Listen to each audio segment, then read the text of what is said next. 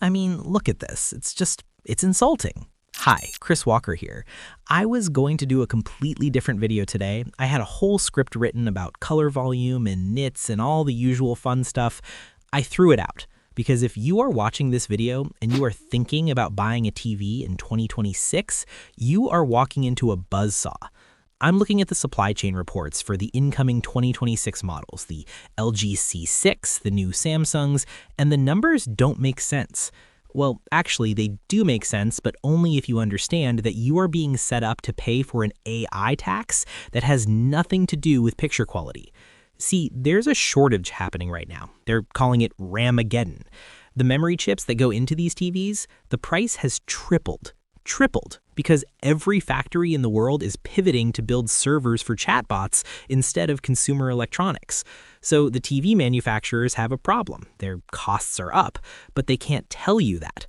So what do? They slap a 2026 AI processor sticker on the box, bump the price up 15%, and hope you don't notice that the panel, the actual screen, hasn't changed.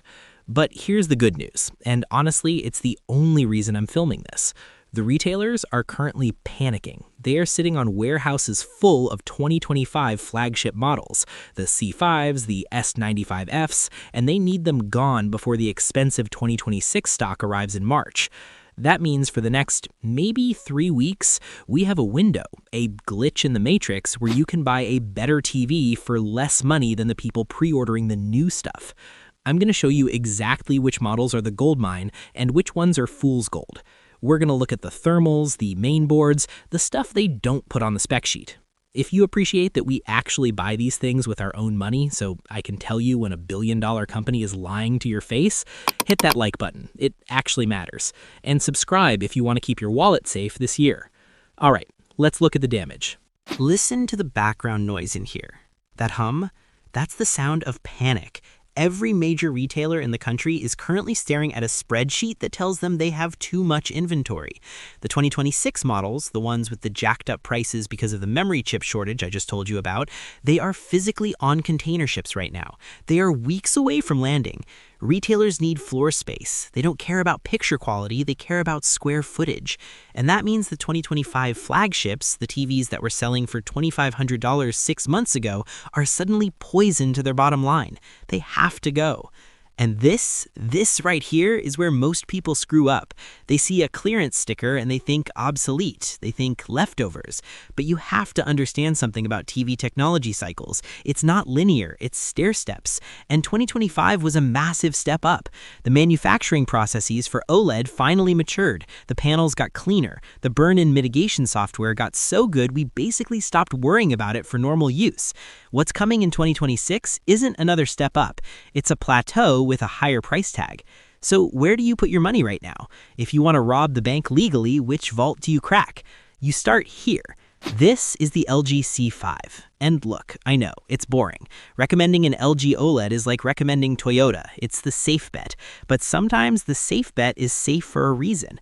I've had this specific 65-inch C5 running in our torture test lab since last April. We've run it hot, we've left static HUDs on it for 20-hour gaming sessions, we've tried to break it. And right now, as I'm recording this in February 2026, you can snag this TV for around $1,400, maybe $1,300 if you find an open box deal. Think about that, $1,400 for what is essentially a perfect picture. I don't want to talk about specs. You can read specs on Amazon.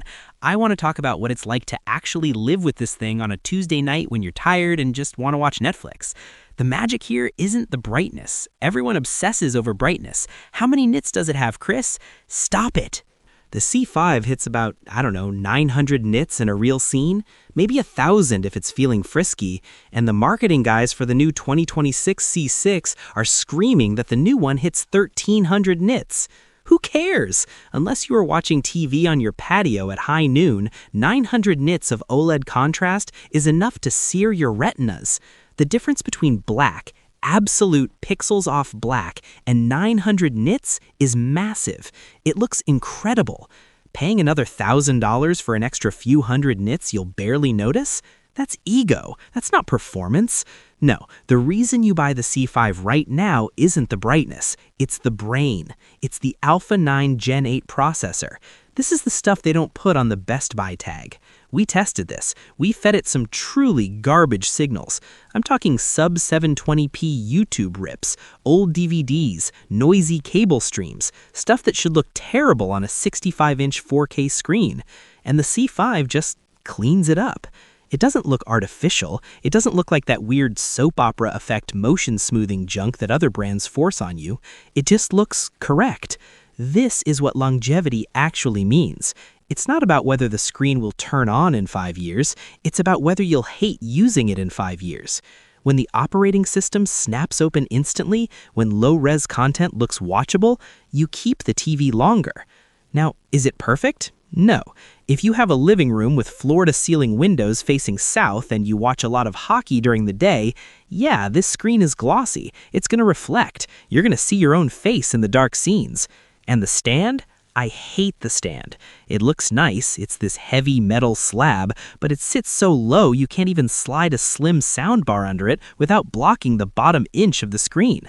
It's stupid design. But $1,400 for 4 full bandwidth HDMI 2.1 ports? Gamers, you know why that matters. For Dolby Vision that actually works properly? For an OS that doesn't crash? If you buy the incoming 2026 C6 model next month, you are going to pay probably $2,400, $1,000 more. And what do you get? A slightly slimmer bezel and an AI chatbot built into the remote that nobody asked for. Don't do it. The C5 at clearance pricing is the anchor. It's the baseline of quality that everything else has to beat. Okay, so that's the safe play. That's the Toyota. But I know my audience. Some of you aren't looking for safe. Some of you want your eyeballs to melt. You want color that looks radioactive. You're willing to put up with some quirks if the picture absolutely slaps you across the face. I get it. And there is another TV crashing in price right now that does exactly that. It's darker, it's weirder, and honestly, the company that makes it drives me absolutely insane half the time. But when it works, oh man. Before we get into that one though, I need to know where your heads are at. Drop a comment down below. Are you in the safe bet camp? Do you just want the C5 that works and never think about it again? Or are you willing to gamble on reliability a little bit to get higher performance? Let me know down there. I read them all after I post these. All right, let's talk about the Rebel. Okay, so that was the safe bet. That was the sedan. Reliable, boring. Now, let's get dangerous. Let's talk about the Samsung S95F. If the LG C5 is a precision instrument, the S95F is a muscle car. It's loud, it's flashy, and sometimes it breaks down on the side of the highway.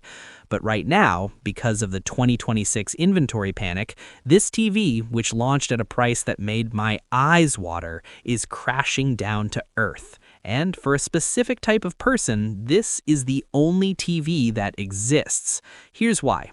It's the color. This isn't standard OLED. This is QD OLED, quantum dot. I won't bore you with the physics, but basically, standard OLEDs use a white subpixel to boost brightness, which washes out colors at the top end. This thing doesn't do that. When you watch an explosion on the screen, or a sunset, or a neon sign in Cyberpunk 2077, it looks radioactive, in a good way. It hits your brain different. It makes the LG C5 look a little polite. But, and this is a massive but, you have to live with it. And living with a Samsung TV in 2026 is complicated. First of all, let's talk about the operating system, Tizen. Look, I don't know who designs this menu system, but I'm convinced they hate efficiency.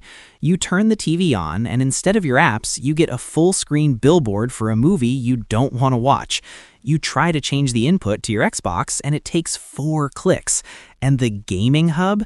It tries to auto-detect your console and launch its own interface, and half the time it just gets in the way. It feels like the TV is fighting you. Then there's the screen coating. The S95F uses this matte anti-glare finish. In a bright room, it's magic. It eats reflections. You don't see your windows. But in a pitch black room, if you shine a light on it, the black levels rise. They turn this weird charcoal purple color. It loses that infinite contrast snap that you buy an OLED for. And then there's the bend. This TV is too thin. I'm serious, it's like 3 credit cards thick. When you unbox this, if you buy it, you need to be terrifyingly gentle. We've seen reports, and I've seen it with my own eyes on open box units at Best Buy. These panels bend. They warp slightly under their own weight or just from being handled roughly in shipping. Does it affect the picture? Usually no. Does it drive you crazy knowing your $1,600 TV isn't straight? That depends on your personality. So, who is this for? It's for the gamer who plays in a room with lights on. It's for the person who wants color that screams. But if you're a film purist, if you care about creator intent, remember, Samsung still refuses to support Dolby Vision. They just won't pay the license fee. They use their own HDR10 Plus format, which is fine, but it's the Betamax of HDR. You're missing out on the best version of Netflix shows just because Samsung is stubborn. Okay, so we have the Perfectionist, LG, and the Rebel, Samsung. But I know what some of you are thinking. Chris, I don't care about perfect blacks. I don't care about color volume. I have a giant living room, I have 3 windows facing the sun, and I want a TV the size of a garage door for under $1,000. I hear you. And usually when people ask for that, I tell them to keep dreaming, because usually big and cheap means garbage. But then TCL did something weird. Enter the TCL QM8K. This is not an OLED. This is mini LED, and the difference matters. OLEDs are like sniper rifles, accurate, precise. This is a shotgun. The QM8K is a light cannon. We measured this thing hitting peaks of 3,000 nits. That is violent brightness. If you watch football on Sunday afternoon with the sun blasting in, an OLED will look dim. It just will. This TCL laughs at the sun. It powers through glare like it's nothing. And because it's not OLED, you aren't paying the OLED tax. You can get an 85-inch QM8K for roughly the price of a 65-inch LG C5. Size matters. I don't care what the purists say. Watching a movie on an 85-inch screen is immersive in a way that a perfect 65-inch screen can never be. But here is the catch, and you need to know this before you order the 98-inch monster. It's the panel lottery. With LG and Samsung, the quality control is tight. With TCL, it's a gamble. We've seen units with dirty screen effect. That's where the backlight isn't perfectly even, so when the camera pans across a green football field or a blue sky, it looks like the screen has smudges behind the glass. If you get a good one, it's 95% of the performance of a flagship for 60% of the price. If you get a bad one, you're going to be boxing up an 85-inch TV to return it. And have you ever tried to rebox an 85-inch TV? It ends marriages. Also, the processing. Remember how I said the LG C5 makes low-res cable look good? The TCL struggles. If you feed it a pristine 4K Blu-ray, it looks incredible. But if you're watching 720p cable news or old sports broadcasts, it can look a little blocky. The upscaling just isn't on the same level as the big boys yet. So here's the breakdown of the deal window right now.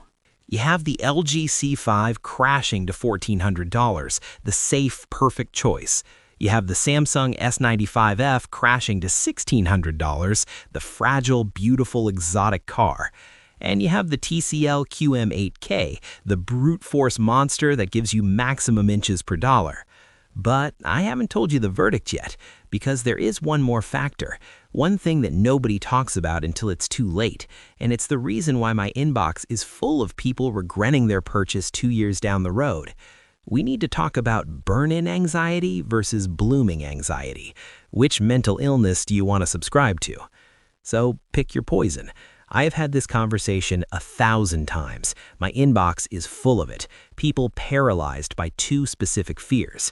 On one side, you have the OLED people. They're terrified of burn-in. They think if they watch CNN for 3 hours, the Wolf Blitzer logo is going to be permanently etched into their screen like a tattoo.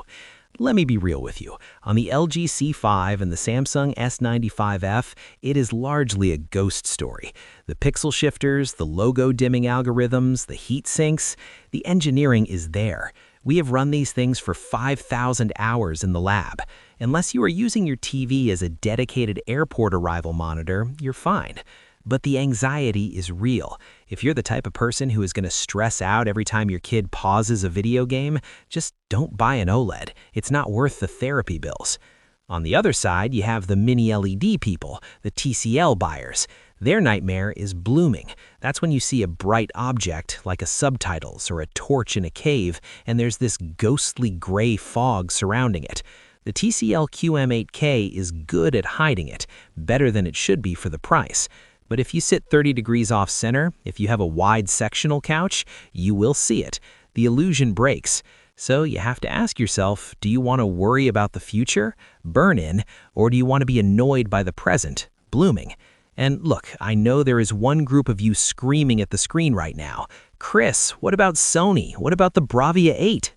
I hear you. The Sony Bravia 8 is incredible. It has the best motion processing on the planet. Movies look like film, not video.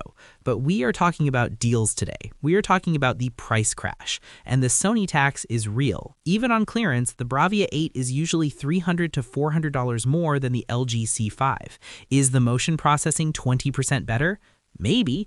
Is it $400 better when you only get 2 HDMI 2.1 ports instead of 4?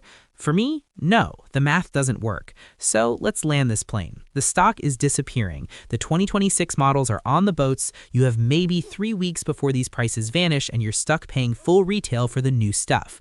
Here is your decision matrix. Recommendation 1, the I just want to be happy buyer. Buy the LG C5, 65-inch. If you find it for under $1,400, buy it. Don't overthink it. It is the gold standard. The software works, the gaming features are bulletproof, and the picture is stunning. It is the TV you will own for 7 years and never complain about. Recommendation 2, the Sunlight and Size buyer. Buy the TCL QM8K. 85-inch. If you have a massive room with uncontrolled light, or if you just believe that bigger is better, get the TCL. The 85-inch version is usually cheaper than a 77-inch OLED. The sheer immersion of that size beats the perfect contrast of OLED for 90% of people. Just make sure you check the panel for defects immediately. Recommendation 3, the Visual Adrenaline Junkie. Buy the Samsung S95F. If you're a gamer, if you live in Call of Duty or Cyberpunk, and you want colors that look like they're vibrating, get the Samsung. Just buy an Apple TV or a Roku to bypass the Tizen OS, and you will have the best looking monitor on the block. But whatever you do, do not fall for the new year hype. If you pre-order a 2026 LG C6 or a Samsung S95H in March, you're literally lighting money on fire. You're paying a 20% premium for a RAM shortage surcharge and an AI chatbot you'll never use. Be smart. Buy the clearance flagship. Let the other guys pay the early adopter tax. I've put links below to the specific listings we're tracking. These are the vetted batches, not the gray market stuff. If the price is right, grab it. I'm Chris Walker. I'll see you in the next one.